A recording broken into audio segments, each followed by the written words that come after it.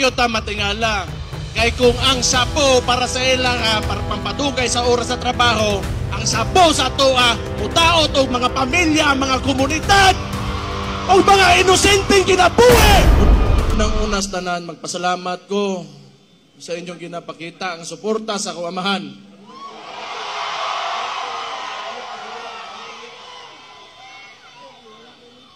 Naglagot lang ko sa inyo ha, kay kada makitaan ako ang naong sa akong amahan, bit-bit ninyo, kahilakon ko.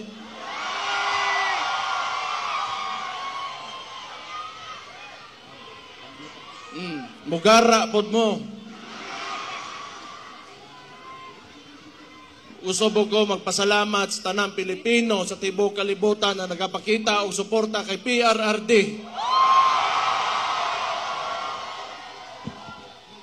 Kabaw mo, tinuod lang, sukad nga giaresto ako amahan illegally. Wag yung ko kasabot sa kong gibati. It has been a roller coaster of emotions for me, tinuod lang. But every time makita na ko suporta ninyo, makusgan yung ko. Salamat kayo.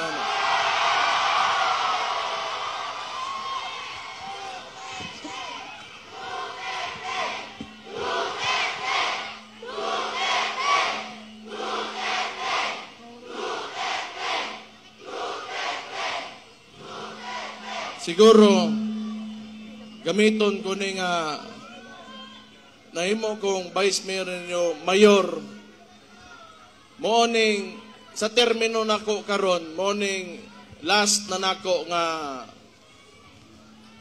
araw ng Davao, nga sa termino nako karon. Wa ko makibaw unsa bagay kaugmaan o yung future ng sistema ng politika dito sa Pilipinas. Kaya it seems to me the stories that I've heard about martial law and oppression is synonymous with the Marcos family name.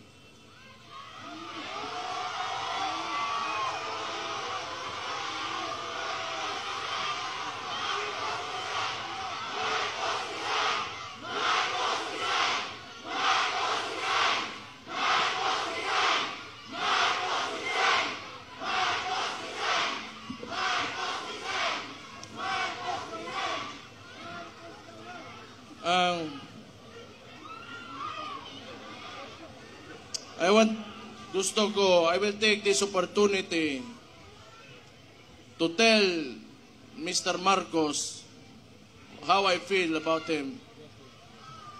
Mr. President Marcos, you will never be loved.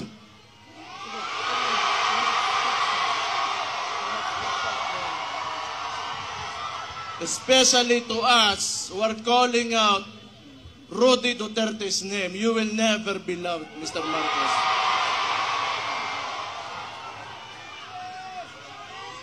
We will stand up and we will fight back.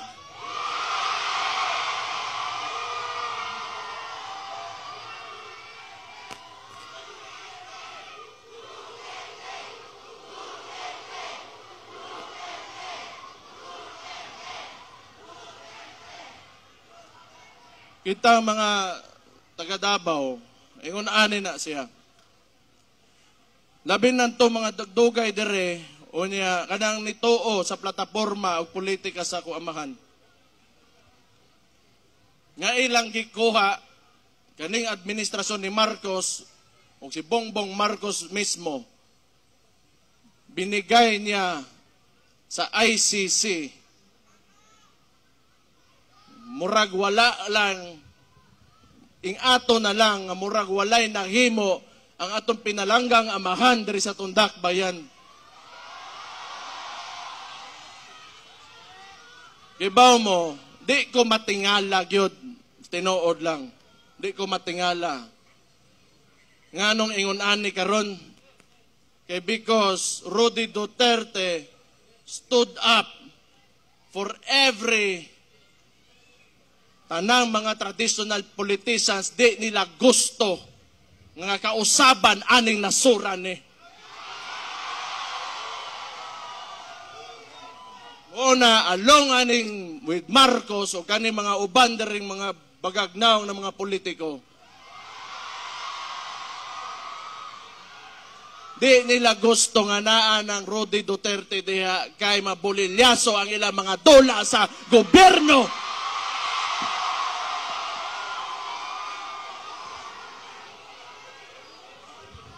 Gusto ko lang niingnon kay Bongbong Marcos. Aside you not being loved by the people, all you have is the government's resources and your term. Beyond that, you are nothing.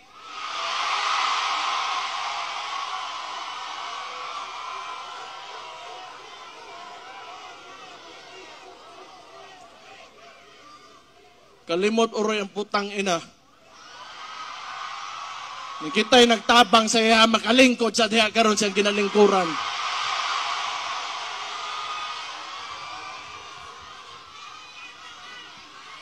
And I truly pray, Mr. Marcos, that you will be able to finish your term. I pray.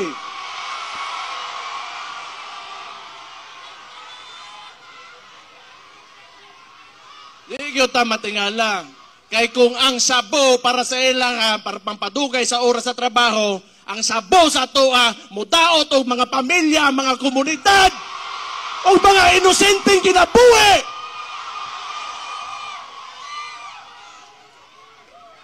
Di ko matingala nga nung ingana na sila.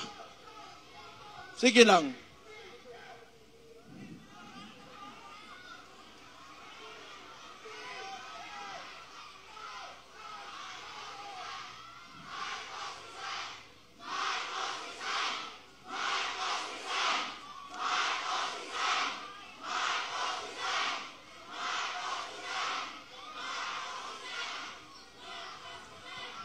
Ibaw mo,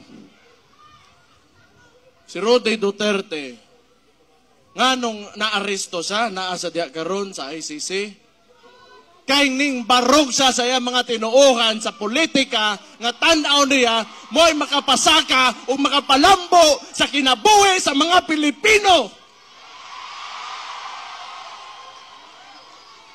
Okay ba mo, dili gini panahon nga magluya-luya ta. Dili ni panahon para magluya-luya ta. Dili nato sayangon ang sakripisyo nga gipakita ni Rudy Duterte. Di gyud ni mahuman karon ug di na gyud ni mahuman.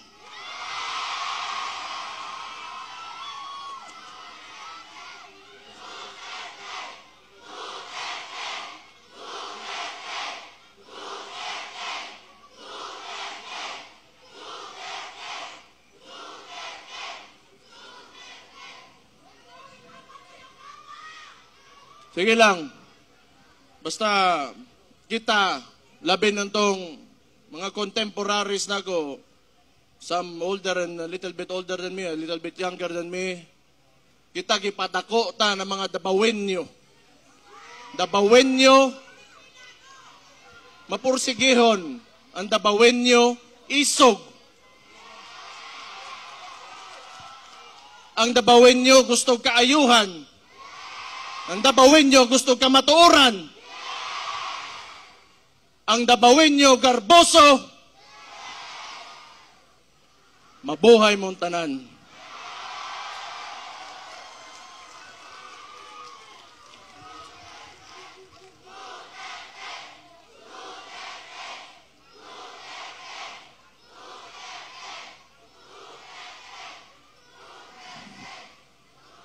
Basta ako, sige lang, paminaw na ko, gidaog-daog yung tagtaman yun karon, gitamak-tamakan yun ta.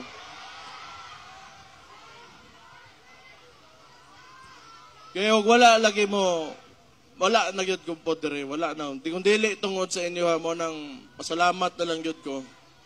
Ako, usar ako kataw, anak ko sa ko amahan, pero dili ko gaingon ani mga istoryane, wa ko gaingon ani.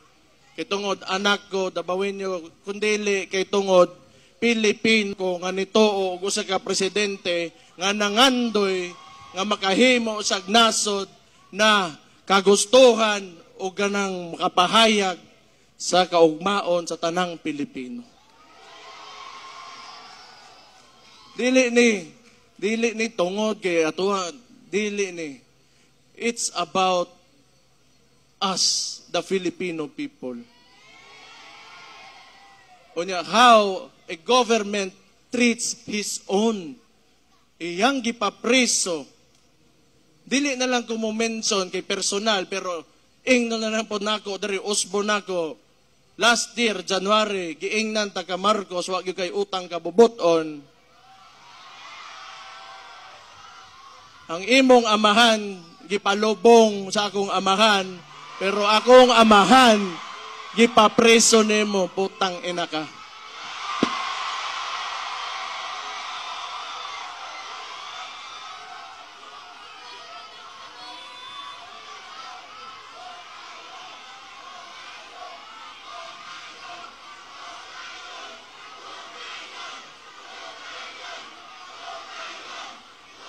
Ayaw, paginguna na.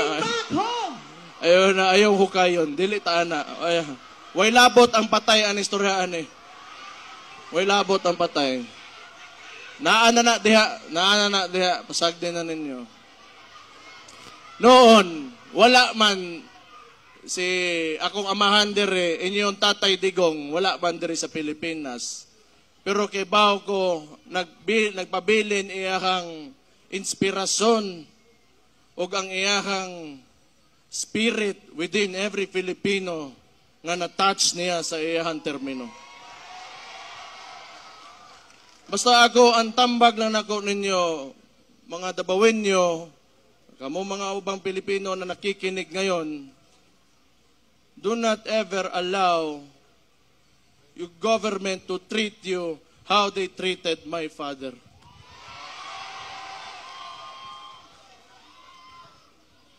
Usab,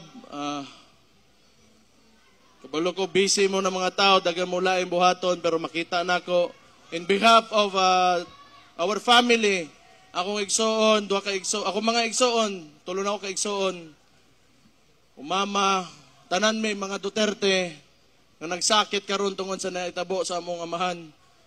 Salamat kaayo, gyud sa inyo suporta. Salamat kayo sa inyo ginapakita. Wala na ko'y maingon sa inyo kung hanto dire na lang gyud men, to dire na lang men, pero sobra-sobra na kayo gipangita. Yung gipakita sa mua. Salamat kayo. Pero samtang niya pata dire, di gyud ta maundang ug di gyud ta mapildi, basta nagkahiusa lang ta mga Dabawenyo. Mabuhay ang Davao City!